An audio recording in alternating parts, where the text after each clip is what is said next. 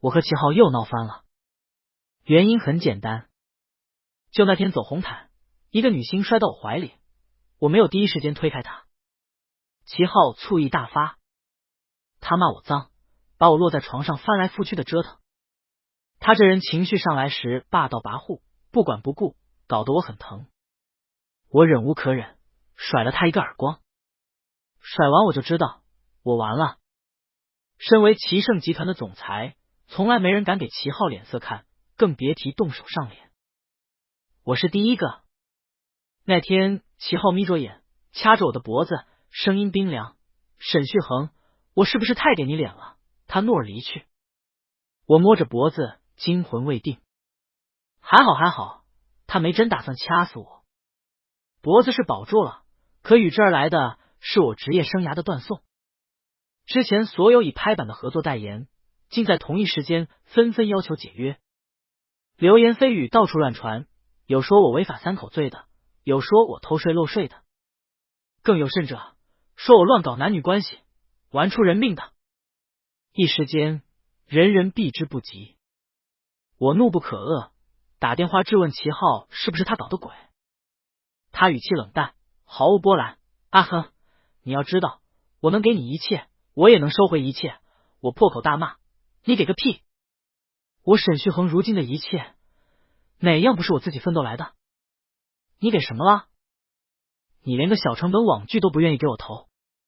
我仔细回想这么多年来的忍让、委屈，甚至是他的羞辱，顿觉10年真心为了狗。一怒之下，我吼道：绝交！以后我们老死不相往来。这是我第一次对齐浩说这样的重话，以前也吵过，冷战过，但每一次争执都是以我的退让结束。齐浩这个人专断绝情，绝不妥协，从不低头。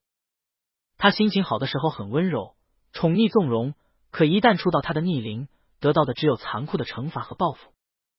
我受够了，我受够了扮演他的白月光，也受够了做他的奴仆。我清点了下自己的账户，挺好。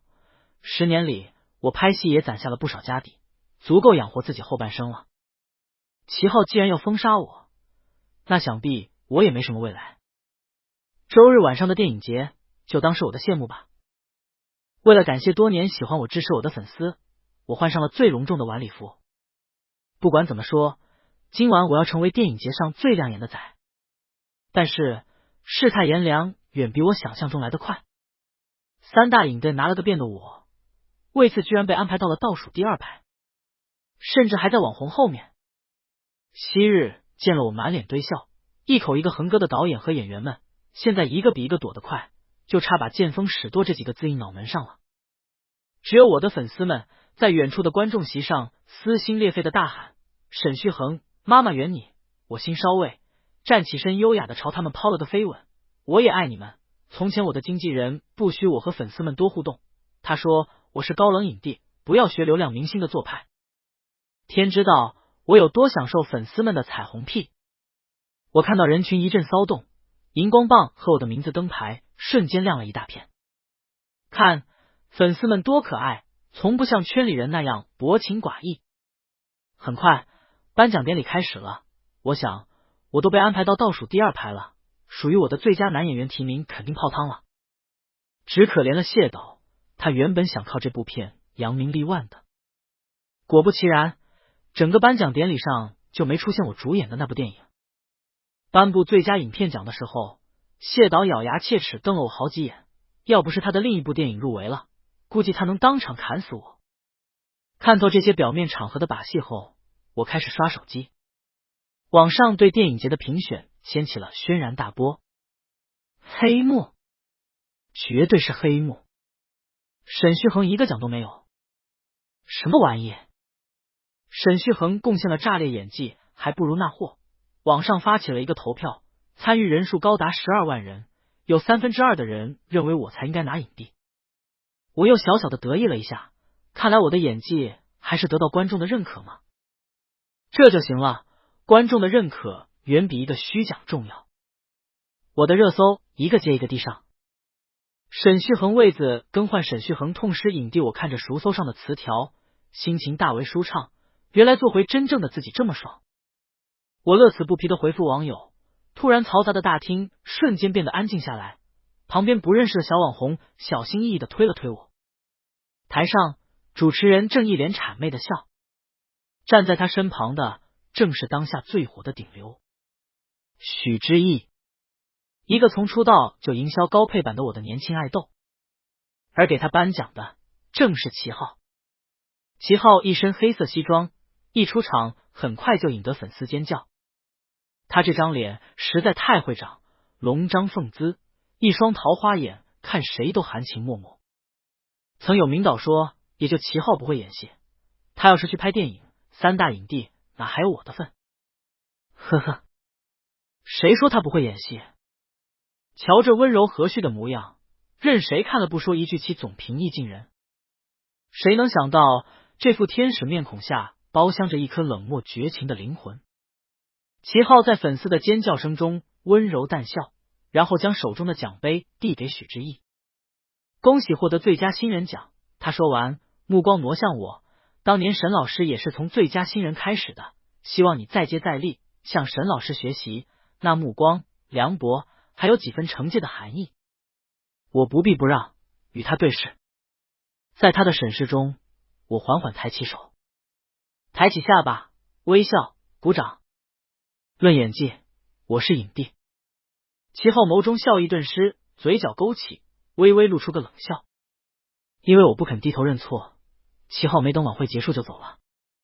网上到处都是直播剪辑，他们以为我那个挑畔的姿态是对许知意不满，粉丝撕得天昏地暗。我的粉丝战斗力不行，只好我亲自下场。刚对完几个满口喷脏的粉丝，就被经纪人红姐拽到车里。她一脸无奈，又一个戏约没了。她知道我和齐昊的关系，让我去给齐昊低头认个错。大哥，在咱这一行玩什么纯爱啊？这么多年都过来了。他苦口婆心劝我，齐总就是嘴硬心软，认个错得了。今晚你也看到了，他的态度就是风向标，那个许知意都快爬你头上去了。我忙着刷手机看评论，你重新找新人吧，我准备养老了。红姐震惊，啥？她满是不解，不是，为啥啊？就因为周雨峰跟你传绯闻。周雨峰就是那个红毯上摔进我怀里的女星，也是我新电影的女主角。我点头，就因为这点破事，齐昊骂我辱我，找新人刺激我。无所谓，我会离开。红姐无语，这只是常用的炒 CP 手段啊。齐总怎么会？他认为另有隐情，坚持要去找齐昊说清楚。我拗不过他，车一路开到齐昊楼下。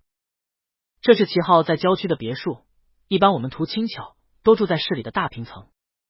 不过今晚灯火通明，我亲眼看着许知意扶齐昊下车，亲眼看见他送齐昊进屋，亲眼看见卧室的灯亮起，窗帘缓缓合上。1个小时，2个小时，他还没出来。我垂下眼皮，问坚持不肯离开的红姐，有意思吗？红姐语塞。汽车缓缓驶离，城市五彩霓虹，如梦似幻。想想自己也挺好笑的。本来我就是个替身，现在他遇到更年轻更听话的替身，一脚踢了我不很正常吗？在这一行玩什么纯爱啊？我这边还在自我安慰，忽然就收到一条信息，沈老师救救我。发信息的是周雨峰，他说现在孤身一人，显然被人算计了。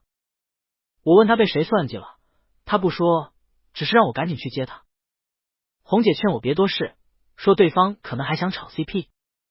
我乐了，我资源都没了，还炒什么？要是炒 CP 能有话题的话，我倒是愿意配合他。红姐犹豫，可是她怕我被仙人跳，这圈里玩这套路的太多了。但我没想太多，这不身边还有红姐和司机吗？到了地点，我才知道是什么情况。一般电影节结束会有晚宴，也是结交人脉的好机会。但有时候酒精乱神，有些喝高了的导演就容易暴露本性，拽着女演员名为弹创炸，实则手脚不老实，老往那女生身上游离。情商高点的找人帮忙脱身，情商低的就直接翻脸离开。周雨峰就是前者。眼前这个王导他得罪不起，又实在不想跟他有什么勾当，这才找我来帮忙。以前这种事没少干，我熟练的走过去跟王导握手。哟，王导，您在这儿呢，刚还想找您呢。我最近我想隔开王导和周雨峰，趁着聊天的空当让周雨峰先走。然而今天好像有点不对劲，平时对我和蔼可亲的王导一反常态，我那手刚握住就被他甩开。他满脸不耐烦，你别挡着我和周大美女聊合作，得。影帝身份失效了，果然娱乐圈就是捧高踩低。他绕过我，又一脸笑容去挽周雨峰的胳膊，大美女，我们这边聊。王导拽着周雨峰往房间走，周雨峰眼神一个劲儿向我求救。他才19岁，读大2，跟我侄女一般大。我们在影片里演的是一对师生，现实生活中也像师生一样相处。每次片场休息，他都会送上小零食，软萌萌的说：“沈老师，尝尝这个吧，很好吃的。”他是一个很有灵气的演员。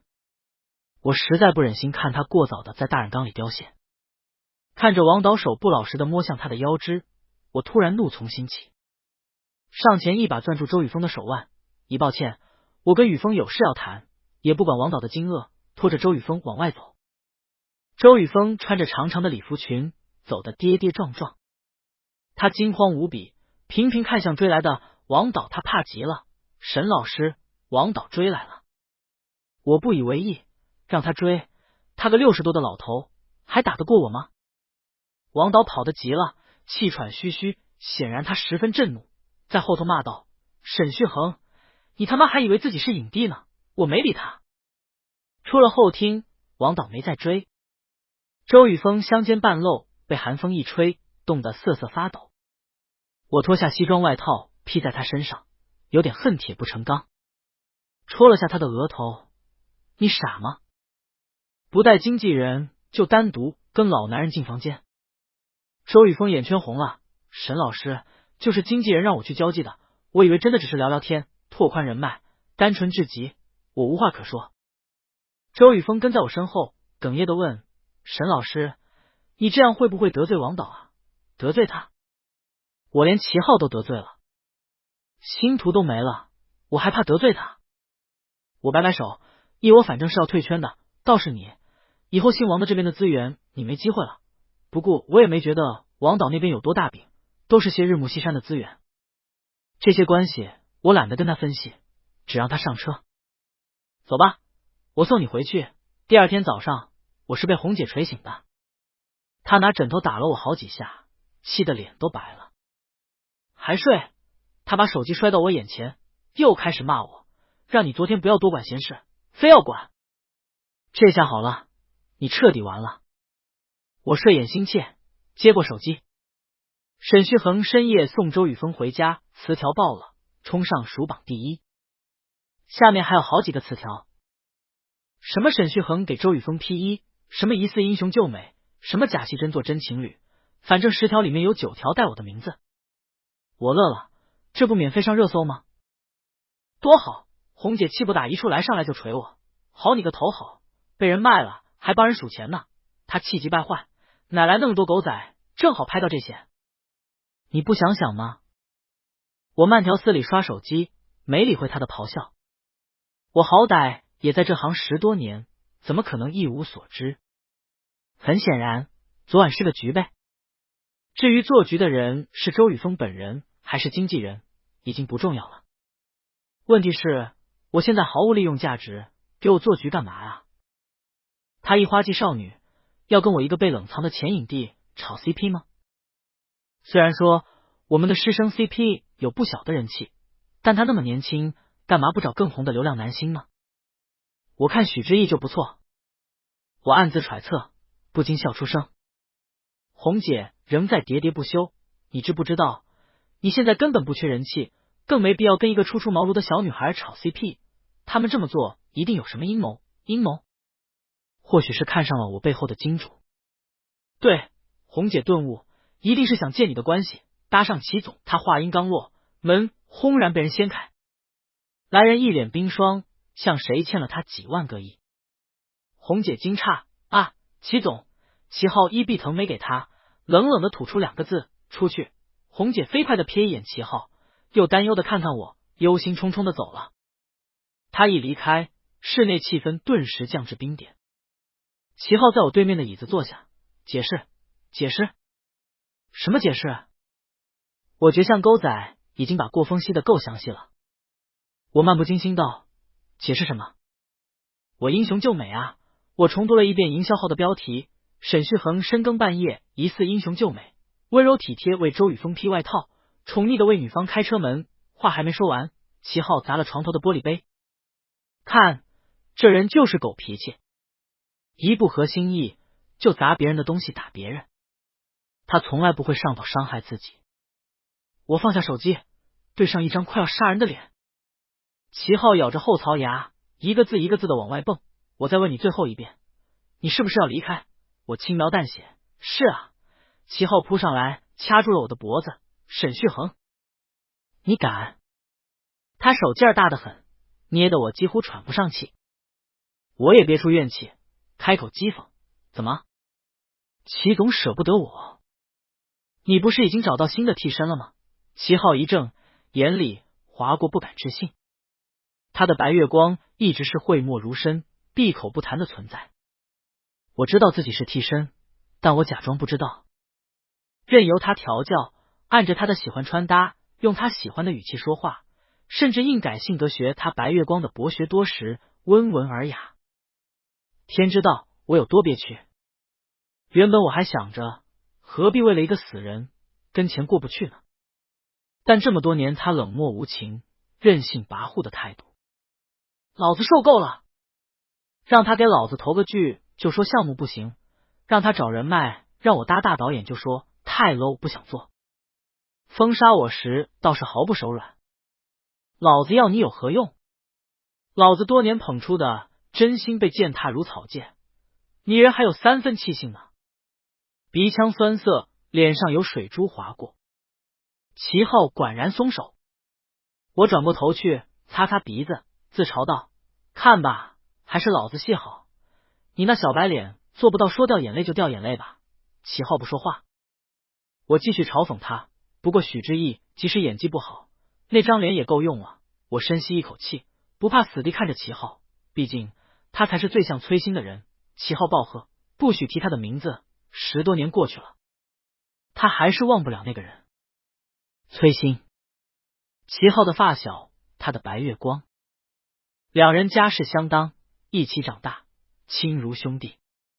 他们一起留学，一起旅游，一起创业。一些说不清道不明的情愫涌动，在他们彼此患得患失，不敢宣之于口的时候，崔鑫死了，死于飞机失事。那一天，他正要赶回来给齐浩过生日。他在上飞机之前给齐浩发了一段话。他说，有些话我鼓足勇气想当面告诉你，天不遂人愿。那些未说出口的活，带着他的感情永久长眠。对齐浩而言，崔鑫是亲人，是兄弟，是多年的发小之情，更是彼此鼓足勇气即将跨越世俗眼光的缘人。可他死了。白月光的杀伤力有多大？死在最爱的时候。齐浩浑浑噩噩度过2年，然后在古镇遇见跑龙套的我。那个时候的我20出头，为了糊口，哪里有活去哪里。我穿着民国苦工戏服，蹲在青石板桥边吃盒饭。他在对面的私人茶馆里与我四目相对。鬼知道我哪里像心了。总之，那天我收到了他的名片。他装得温文尔雅，对我说，你很有演戏天赋，然后一脸真诚，我可以捧你。我当时年轻好骗，信了他的邪。他骗着骗着就把我骗到了他床上。第一次得知是他白月光替身时，我压根没在意。替身怎么了？那可是身家1000亿的金主啊，稍微洒水都能让我买别墅。我甚至开始讨好他，学着崔鑫的语气神情和他说话。有那么一段时间，齐浩看向我的眼神很悲伤，好像透过我在看他早逝的爱人。我的演技在齐浩的调教下炉火纯青。刚开始我还挺得意，齐浩长得帅，出手阔绰，睡美男还有钱拿，再没有比这更划算的买卖了。可是人总是贪心的，时间久了就会想要更多。原先走肾不走心的态度，不知道从什么时候开始转变。我开始越来越难忍受他的专断独裁，越来越想要虚无缥缈的东西。也许是飘了吧，所以他惩罚我，让我知道离了他我屁都不是。分手吧，好聚好散。我缓缓开口。齐浩冷笑，所以你只把我当金主，捞够了就离开。原来在他心中我是这样。我索性闭嘴。见我默认，齐浩不怒反笑，很好。他抛下一句诛心的话：沈旭恒，你当真是一个合格的影帝，真冤枉。我其实每时每刻都在演。有一次拍了大夜戏回来，听说他在同一个城市考察，我连坐3个小时的车去看他，见到他的第一面就倒了。我是很能演，但也没法控制身体啊。还有他得罪了泼皮无赖，被人砸车，那棍子就快砸到他脑袋上了，是老子眼疾手快，硬生生扑过去替他挡了那一棍。若这些都是演戏，那本影帝的演技真是前无古人后无来者。不过这些跟齐浩说不通的，他这个人向来只关注他自己，别人的真心他从来不稀罕去猜。那天齐浩从我这儿离开后，就再没骚扰过我，我乐得清闲。我应邀去补录一个正剧的台词，回来的路上不巧遇到了许知意，他和周雨峰站在一起，看起来相当亲密。他们俩好像并没有交集吧？我有点懵，又好像有什么真相蠢蠢欲出。周雨峰看见我过来，神色慌张。我看见他侧头对许知意说：我先走了。许知意拉住他，不以为意的笑了笑：别啊，怕什么？他看向我，话却是对周雨峰说的：沈前辈还是你的恩人呢。周雨峰皱眉，想要挣脱他。许知意也不好在大庭广众之下拉扯，松开手。不过显然他挑盼我的目的已经达成。我看看他，又看看周雨峰，这个19岁的小女孩，星光璀璨，前途不可限量的新人，演技真是一流，属实是老天爷追着喂饭。我起初还以为他只是想跟我炒 CP 提咖，原来人家志向远大，联手做局让我下桌啊。我说呢，齐浩以前对我的 CP 不闻不问，最近半年跟疯了似的，整天找茬。他这厮又清高倨傲，从不肯把话说清楚。他要是早点告诉我，他担心我跟别的女人结婚成家，哪还有这俩货的事啊？想通了这一切，我笑着摇头，拍了拍周雨峰的肩膀，好自为之。齐浩向来睚眦必报，最近当局者迷才看不清楚，等他回过神，许知意或许还能凭这张脸逃过一劫，周雨峰可就惨了，绕过他们往前走，被许知意叫住。站住！他沉下脸，你还以为齐总会帮你吗？我回过身，一耸肩，没啊，我们掰了。说完，我诚心诚意的说：恭喜许先生尚未成功，加油！你真的很像齐总的白月光。哦，对了，记得多穿白色衬衣，很戳他的癖好。果然，许知意被刺激的胸膛不住起伏。不过他很快平复下来，笑着说：齐总昨晚送了我一套别墅，果然现在大方了，一上来就送别墅。当初他只给我送跑车，有点酸。又听他说一沈旭恒，这个圈子更新迭代很快的。我点头表示认可，所以趁年轻你多捞点。许知意脸色铁青，小年轻真的很沉不住气。还没等他开口，一个女生打破了我们剑拔弩张的气氛。你在这儿干什么？声音清冽生冷。我被吓得一哆嗦，一回头就看到那张锐利干练的脸，齐浩一家子冰块脸。眼前这位干练十足的御姐，正是齐浩的姐姐，齐盛集团的董事齐叔。当初齐浩和崔鑫的故事，就是他告诉我的。他很不喜欢我，总是叫我离齐浩远一点，别给他丢人，所以我挺怕他的。见我不回答，他他又问了一遍，聋了？我忙陪笑，来补个配音。许知意看我低三下四，立刻讥讽：沈老师真是贵人多多啊，才离了齐总，又傍上这位大佬。哦哟，这是你自己撞枪口上的，不关我的事。果然，齐叔侧目冷瞥许知意，你哪位？许知意刚要自我介绍，我抢着开口，这位是齐总的新朋友，我特意咬中心这个字。齐叔的脸冷了下来，真有他的，他气笑了，玩手办上瘾是吧？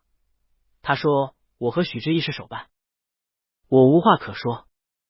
许知意年轻气盛，他不忿，您可以不喜欢我，但请不要随便侮辱别人。齐叔不屑，亦侮辱？什么时候说实话也是侮辱了？许知意彻底闭嘴。齐叔上上下下打量他，就像当年对我那样，然后他抬起下巴，勾唇蔑笑，说出一句比当年更狠的话：想当我弟弟的手办，就要做好当狗的准备。说完，他懒得再看许知意，对我撂下一句话：跟我走。我真是怕极了这位姑奶奶。这位齐家大公主能力强大到齐家父母都要让她3分，要不是她要管着夫家那边的集团，齐盛集团的 CEO 都轮不到齐浩。即使如此，她还是手眼通天，一点风吹草动都逃不过她的眼睛。她第一次约见我，是我跟齐浩关系刚刚稳定的时候，她也是讥讽我，说我帮齐浩捞资源。当时我比许知意还狂，心想姐姐而已，还能管弟弟的爱情吗？齐叔第一次见吹他打量我，像打量一个物品。他说宠物要学会的第一件事就是看主人的脸色，他是对的。后来我多次忤逆齐浩，不知吃了多少苦，等到磨合融洽，就变成他今天对许知意说的，成了齐浩的狗。齐叔没打算瞒着我催心的事，他一上来就告诉我，我是替身。他叫我安分守己，别动歪心思，别给齐浩丢脸。其实我知道，他最希望我远离齐浩，对他而言，我不过是齐浩的玩意儿，解闷，弥补当年的遗憾而已。他仍期盼齐浩回到传统的道路，娶一位门当户对的小姐，把事业做大做强。只是他没想到，我跟齐浩一玩就是10年。齐叔坐在我对面，端起咖啡轻抿一口，淡淡的说，虽然不想承认，但你这张脸这些年倒是看顺眼了。他接着问，为什么在快要成功的时候放手？他不见得喜欢那个绿茶男。我沉默了，好半晌扯出个苦笑，因为想做人，不想当狗。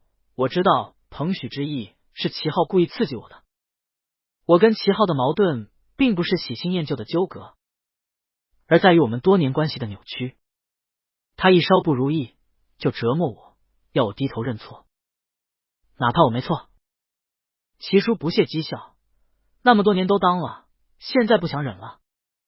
是。齐叔愣了2秒，他也没料到我会这么打，在他这里我一直是佛系无所谓的态度。他默默喝完咖啡，不知在想什么。要分开的时候，他站起身对我说，风筝可以放，但别松手。齐叔的话令我沉思良久，想了半天觉得可笑，掌握风筝线的人从来都不是我。剧组让我手写一份我的角色台词，留作宣传片用。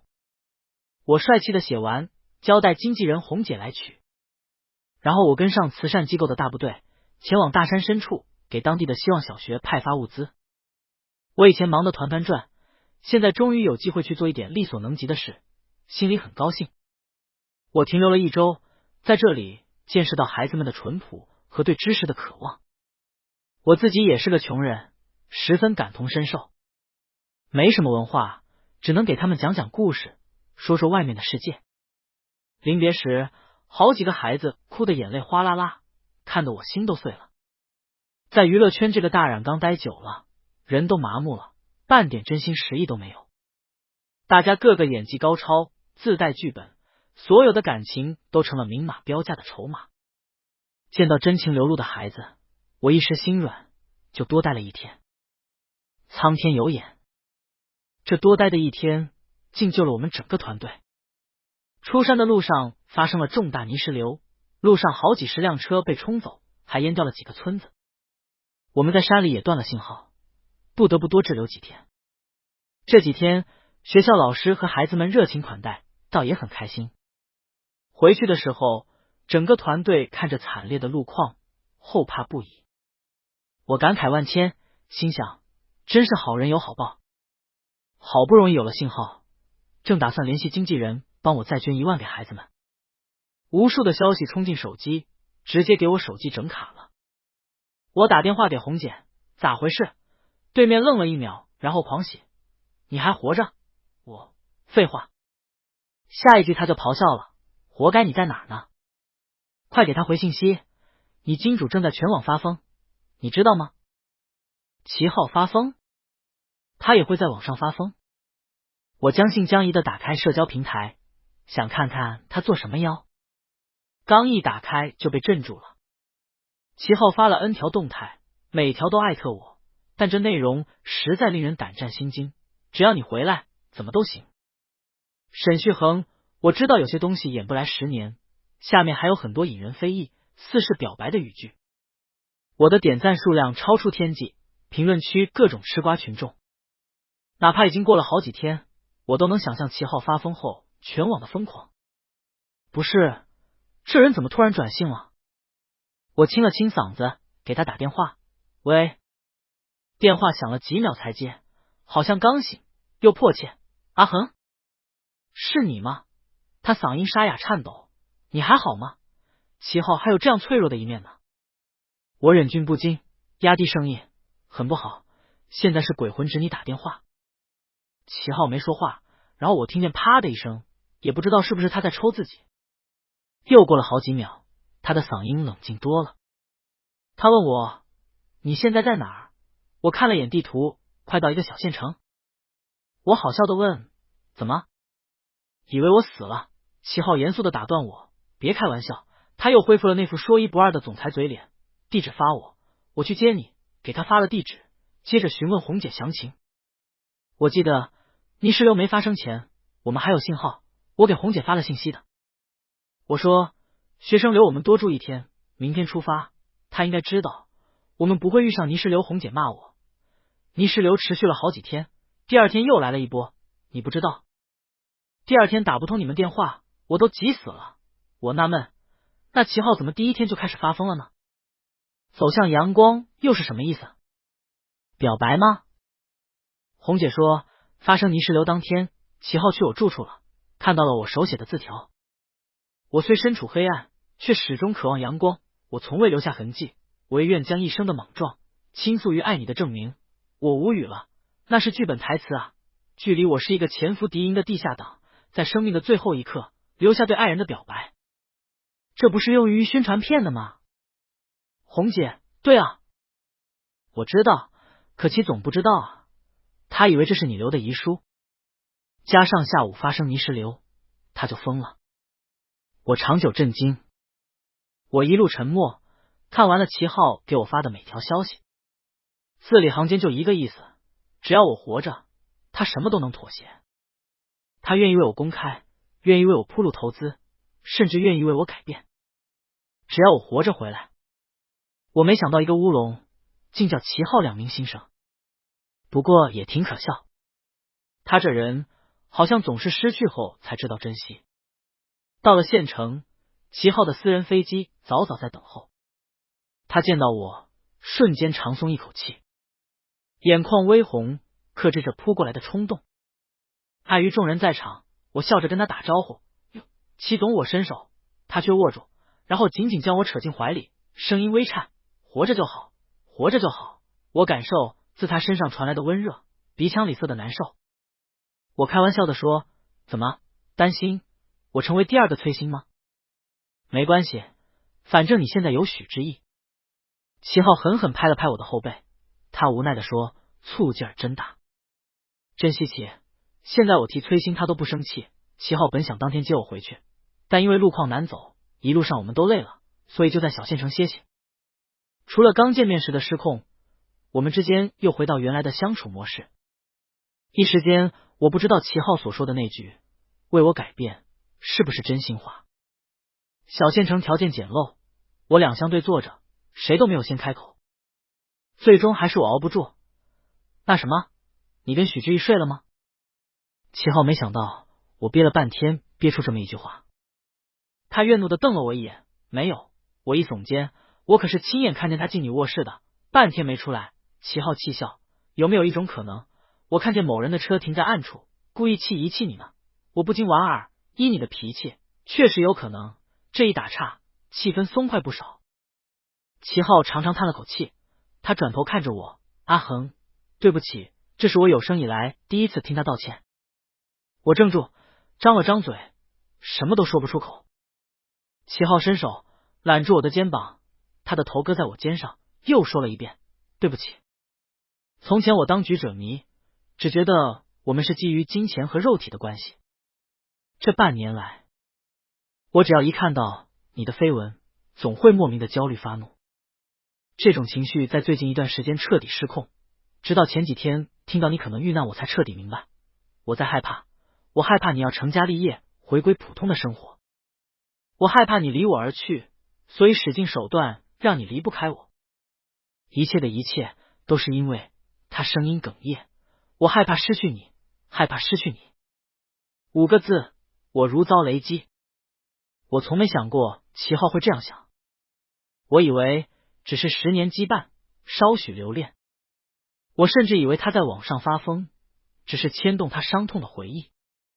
没想到，真的只是因为我吗？只是因为我，沈旭恒。我眼眶酸胀，忍不住抬手回抱他。我开口向他解释，我没想过离开你，纵然我们最初相遇，彼此各怀鬼胎。可是10年了，就算养只阿猫阿狗也有感情了，更别提曾经同床共枕，朝夕相处。我只是越怨他，越受不了他对我像对狗一样的态度。得到我的剖白，齐浩不胜欢喜，真的。他扣住我的后脖子，一个湿润的长吻印在我的唇瓣。啊！他眼睛晶亮，透出蠢蠢欲动的欲望。我这些天快憋疯了，我给了他一个白眼。真的假的？都不找小鲜肉排解吗？齐浩恼火轻哼一声，对我的阴阳怪气表示不满。他翻身将我压在身下，狂人的吻落在我脸上。正要共赴巫山时，红姐的电话突兀的打了进来。老板，查出来了，周雨峰和许志毅是表兄妹。那天撞见周雨峰和许志毅在一起，我就觉得不对劲。这2人几乎毫无交集，公司还是对家，怎么反而看起来很熟络？我和齐浩的关系恶化，很大程度上是和周雨峰合作新电影开始。起初我以为只是周雨峰的团队炒 CP 提咖，但我错了。其实他们真正想要的是让我和齐浩生出嫌隙，让许志毅上位。因为齐浩的关系，我平时很少跟女演员纠葛。坊间也有我是 gay 的传闻，周雨峰的出现让齐浩以为我想回归主流生活，以为我想结婚生子。他又是锯了嘴的葫芦，从未对我表明他的焦虑不安。所以如他们所愿，齐浩生气惩罚我，许志毅钻空上位。只是他们没想到发生泥石流，更没想到齐浩和我的感情并非一击就碎。红姐说，我查到许志毅给某著名营销公司打了一笔巨款，这笔钱就是给水军用来炒你和周雨峰 CP 的。难怪之前我们查不出周雨峰公司推手，还真以为是 CP 粉呢，都是假的。听完，我对齐浩说，看吧，你被人算计了。齐浩静静地说，其实我都知道。你知道还折磨我？红姐在电话那头哇哇大叫，你们早就知道。所以许绿茶也是你们 play 中的一环吗？齐浩挂断电话。我唯一不确定的，他俯身吻了下来，是你的真心。齐浩贪得无厌，折腾了一宿。第二天起床时，我发现热搜又爆了。这次上热搜的居然是齐浩，原因是有个营销号说许志毅像齐浩的白月光，如今受齐浩热捧，将来成就定会胜过沈旭恒。齐浩直接回怼，滚，别蹭老子！许志毅因此被群嘲，惨不忍睹。第二条则是关于我，不知道哪来的狗仔拍到昨天齐浩拥抱我，还同处一室的画面。前几天好不容易压下去的讨论又掀起狂欢。更离谱的是，齐浩也回应了。他趁我睡着，发了张和我十指相扣的照片。配文：10年相守，这下彻底坐实我们的关系。我无奈，完了，回去肯定要挨你姐削。话虽如此，我还是在他的回应下点了个赞。看着 CP 粉大混战，一些认为他房的粉丝私信骂我。我跟齐浩诉苦，齐总，看看影帝不好当啊。齐浩笑眯眯夺过我的手机扔到一边，轻声压上，那就只当我一个人的专属影帝。